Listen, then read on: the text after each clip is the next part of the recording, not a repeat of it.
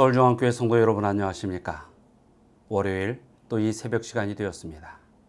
우리 9월 7일 월요일 오늘도 말씀으로 은혜를 받고 하루를 온전히 믿음 안에서 승리하시는 우리 모든 서울중앙 가족들이 되시기를 바랍니다. 자, 이번 주에도 에스겔서에 대한 나머지 부분을 계속 통독하고 계실 것입니다. 특별히 오늘은 33장부터 35장까지지요. 이 말씀들을 우리 모든 성도님들 꼭 잊지 말고 통독하시게 되길 바랍니다. 지난주 금요일 새벽 말씀 시간에 이제 여러분들에게 설명드렸듯이 이번 주부터는 우리가 이제 새벽 기도에 대한 새로운 진행 방법들을 우리 성도님들과 함께 이루어 가려고 합니다.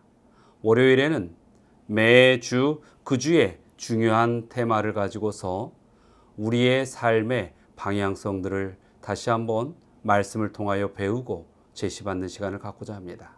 아마도 이 9월 달은 매주 월요일마다 우리의 삶 속에 실제적인 기도의 삶이 왜 필요한지에 대하여 다시 한번 살펴보게 될 것입니다. 그리고 화요일과 수요일 시간에는 우리 서울중앙교회의 부목사님들을 통하여 각 성경의 그 편명에 따라서 의미와 기별들을 살펴보는 시간을 갖도록 하겠습니다. 자, 우리가 이 신앙인으로 살아간다는 것, 그것은 우리의 삶의 하나의 중심이 되었고 또 우리의 목표가 분명히 되고 있음을 우리 모두는 인식하고 또 그렇게 살아가야 할 것입니다. 진정 참 신앙인으로 살아가기 위해서 과연 그 시대마다 하나님께서는 그의 백성들을 어떻게 이끌으셨을까? 중요한 것은 하나님께서 보여주신 그 사랑을 있는 그대로 받아들이고 순수하게 하나님의 백성으로 살아가기를 하나님께서는 원하셨다는 것이죠. 그래서 이 초심으로 돌아가서 신앙의 가장 기본적인 원칙들, 또 신앙인으로서 하나님의 백성으로서 기본적인 삶에 충실하게 살아가기를 하나님께서는 원하시는 것입니다. 우리에게 있어서도 마찬가지입니다. 이러한 시절에 또 내가 30대, 40대, 혹은 50대, 60대, 70대, 80대, 아니 인생의 노년의 시기를 지금 살아가고 있을지라도 그 순간순간 하나님께서 나에게 바라시는 삶은 무엇일까? 오히려 많은 경험 속에서 무엇인가 많은 것을 담고 사는 것이 아니라 처음 하나님을 만나고 하나님께 내 인생을 맡기기로 결심한 그러한 초심의 신앙으로 살아가기를 오히려 하나님께서는 원하신다는 사실을 우리는 기억해야 할 것입니다. 마가복음 14장 38절에 보면 이렇게 말씀하고 계십니다. 시험에 들지 않게 깨어 있어 기도하라. 우리의 삶 속에 있어서 사단은 끊임없이 우리 곁을 떠나지 않고 우리 주위에서 맴돌고 우리에게 수많은 것들을 던져놓습니다.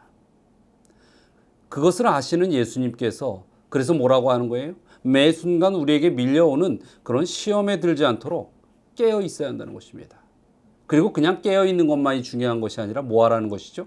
기도하라고 하는 것입니다. 이것은 매 순간의 삶에 있어서 기도가 얼마나 중요한지 우리에게 알려주고 있는 것입니다. 그래서 오늘은 먼저 기도에 대한 이야기를 좀 다시 한번 되새기려고 합니다. 마태복음 24장 42절에 보면 또 이렇게 말씀하고 계시죠. 예수님께서 그러므로 깨어 있으라. 어느 날에 너희 주가 임하는지 너희가 알지 못함이니라. 깨어 있어야 할 목표에 대하여 또 한 가지 분명히 우리에게 깨닫게 하여 주시는데 그것은 우리의 삶의 소망의 기별인 예수 그리스도의 다시 오심, 재림의 때가, 즉 우리가 하나님과 영원히 구원받은 백성으로 살 때가 언제 임할지 모르기 때문에 우리가 사단에게 넘어지지 말고 깨어 있어 온전히 준비하며 살아가야 한다는 것입니다. 이 기별이 제7의 안식일 예수 재림교, 예수 그리스도의 재림을 기다리는 우리에게 있어서는 더욱 중요한 기별이죠.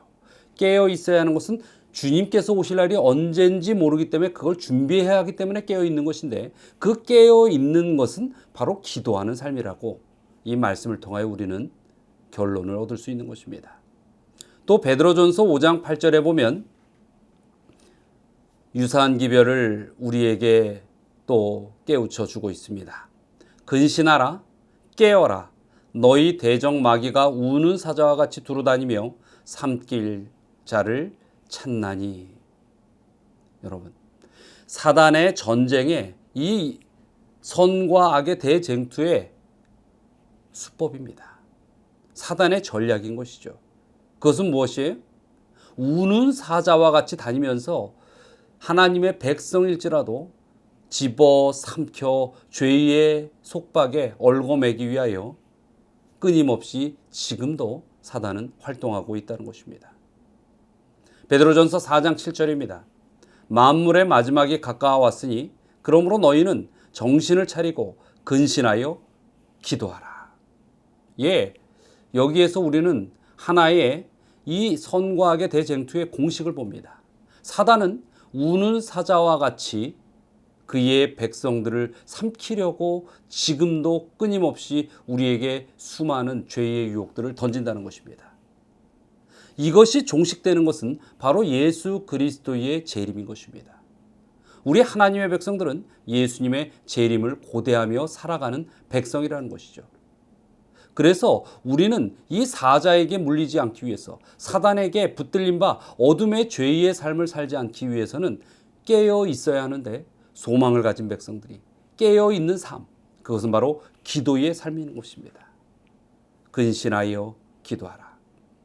이것은 사단을 이기는 힘이 되는 것입니다. 자, 기도에 대하여 다시 한번 우리가 집중해서 요약을 해보도록 하겠습니다. 기도는 어느 때 시작할 수 있습니까? 그것은 하나님을 의식할 때 시작할 수 있는 것입니다. 하나님을 알고 깨닫고 하나님께서 나에게 어떤 분이라는 것을 인지하게 될 때 비로소 기도할 수 있는 준비가 된다는 것이죠. 그리고 또 기도는 믿음과 순종의 표현인 것입니다. 믿음이라면 무엇입니까? 하나님께서 나를 지키지 아니하시면 내 인생의 방향을 확신할 수 없다는 것이죠. 즉, 우는 사자와 같은 사단에게 우리에게 물릴 수밖에 없는 연약함이 나에게 있기 때문에, 그러나 내가 하나님을 의지하면 온전히 하나님께서 나를 지키신다는 이 확신을 갖는 것, 이것이 바로 믿음이라는 것이죠. 하나님만이 우리를 책임져 주실 수 있는 유일한 분이라는 것을 인정하는 삶이 중요하다는 것입니다. 그래서 하나님을 믿고 의지한다는 것에 대한 시인, 이것이 믿음이라는 것을 다시 한번 우리는 기억해야 합니다. 그렇다면 이 기도는 또 이러한 믿음과 순종의 삶을 우리가 결심할 때 이루어지는 것인데, 여기서 순종이라는 건 무엇입니까? 하나님의 뜻에 따르겠다는 결심입니다. 자, 그런데 하나님의 뜻을 따르려면 어떻게 해야 되겠죠? 하나님의 뜻을 알고 들어야 하는 것입니다. 그분의 뜻을 듣고 소통하는 것, 그것이 무엇입니까? 그것이 기도입니다. 그래서 우리가 이 마지막 때에 사단과의 싸움 속에서 이겨나가는 삶을 살기 위해서는 하나님과 소통하는 기도가 절실한 것이고, 그 기도는 우리의 순종의 메시지를 전달받는 그러한 창구가 되는 것입니다. 이번 주에 우리가 이 기도에 대하여 몇 가지 과제를 좀 드릴까 합니다. 여러분의 생애를 조금은 이 뚜껑을 열어서 살펴볼 수 있는 그런 시간이 이번 한 주가 되길 바랍니다. 이 주일에 여러분들에게 있어서는 여러 가지 일들이 있을 것입니다. 일상적인 일들도 있을 것이고 아마 특별한 일도 올 것입니다. 또 마음의 생각과 결심과 어떠한 그 결심으로 인한 행동의 방향도 이번 주에 많은 일들 속에서 어우러져 이루어질 것입니다.